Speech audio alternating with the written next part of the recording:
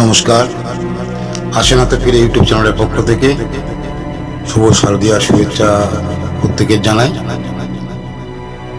আজকের নিবেদন আমাদের ভূতবাড়িতে খুনি খুন,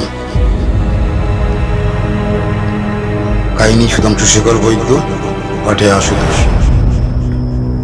শুরু হচ্ছে রহস্য ধারাবাহিক ভৌতিক গল্প। আজকে প্রথম পর্ব।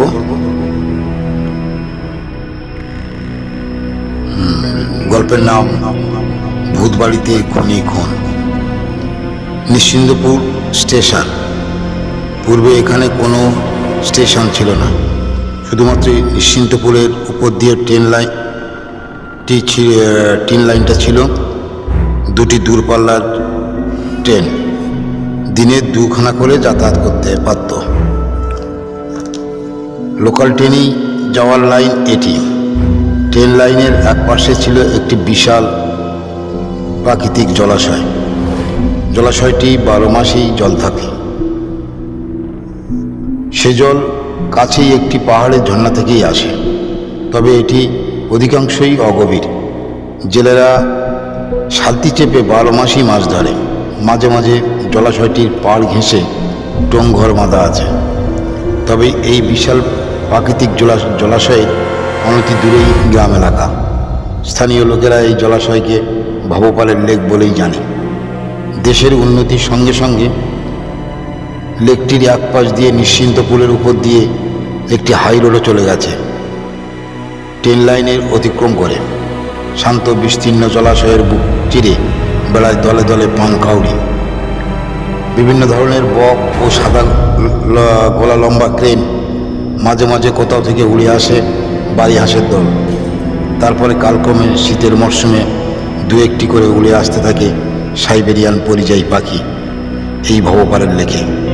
তারপর ধীরে ধীরে সন্ধান পেয়ে গেল অপরন্ত খাদ্যের ভাণ্ডার। এলাকাটি বিপদমুক্ত, তাই বছর বছর দলে দলে সাইবেরিয়া থেকে সুদূর পথ পাড়ি দিয়ে আসতে থাকে বিচিত্র রকমের হাঁস পাখি। আসতে থাকে নীলকণ্ঠী সারস, লালকাঠি সারস, খুন্তি বক, জেলেনি জালতি বক। আসতে থাকে নানা ধরনের ছোট ও বড় জাতের নানা রঙের, এমনকি পাওড়া পাখিও।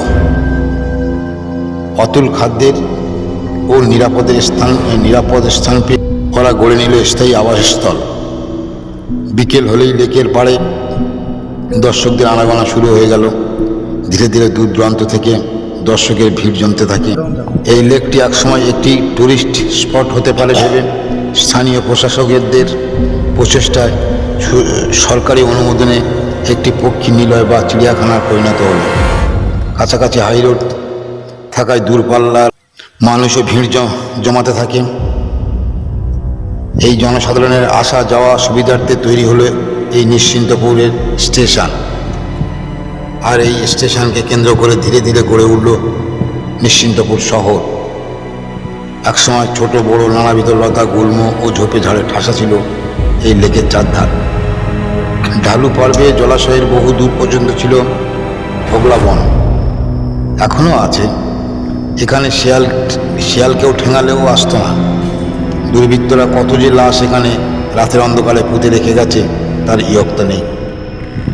মাধবরাও বলে একজন সর্বভারতীয় হোটেল বড় ব্যবসায়ী একদিন এই ভবপালের সন্ধান পেয়ে যায়। লোকজনের যাতায়াত ব্যবস্থা, পরিবেশ এবং দর্শকদের চাপ দেখে ভাবলেন এখানে একটি হোটেল বানালে মন্দ হয় না। লেকের পাড়ে কোনো জমিরই কারো রায়তি সত্ত্ব নেই, যেন রোড থেকে ভবপালের জলের কিনারা পর্যন্ত বেশ প্রশস্ত। তবে সেইগুলি সব খাস ল্যান্ড। তাই স্থানীয় প্রশাসকদের চাহিদা মিটিয়ে এবং উকিল ধরে আইন সত্ত্বকে সরকারি লিজে 10 বিঘা জমি ক্রয় করলেন মাধবরাও। বছর না ঘুরতেই গড়ে তুললেন সুরজ্য দ্বিতল রিসর্ট। গেটের সামনে বড় হরফে লিখে দিলেন লেকটির নাম অনুসারে ভবপাল রিসর্ট। নিয়োগ হয়ে গেল ম্যানেজার, সাব ম্যানেজার, নিয়োগ হলো সুপারভাইজার, সঙ্গে সঙ্গে সার্ভিস বয় হিসাবে স্থানীয় 6-7 জন ছেলে ও ভান্ডারি। সুদর্শন হোটেলটির সুনাম অচিরেই ছড়িয়ে পড়ল চারিদিকে। গেস্টের সংখ্যা দিন দিন বাড়তে থাকে। প্রথম 3-4 মাস ভালোই চলল, কিন্তু গভীর রাত্রে দু একটা গেস্ট রুমে এমন যেন অস্বাভাবিক পদশব্দ অথবা ফিসফিস আওয়াজ পেতে লাগলো। ভয়ে ভয়ে ইলেকট্রনিক লাইট জ্বালিয়ে রাত কাটিয়ে গেস্টটা ম্যানেজারকে এ বিষয়ে আপত্তি করতে থাকে। ধন্যবাদ প্রথম পর্বের গল্পটি মন দিয়ে শোনার জন্য। আগামীকাল থাকছে আমাদের এই গল্পেরই দ্বিতীয় পর্ব, শুনতে ভুলবেন না। ততক্ষণ সুস্থ থাকুন, ভালো থাকুন।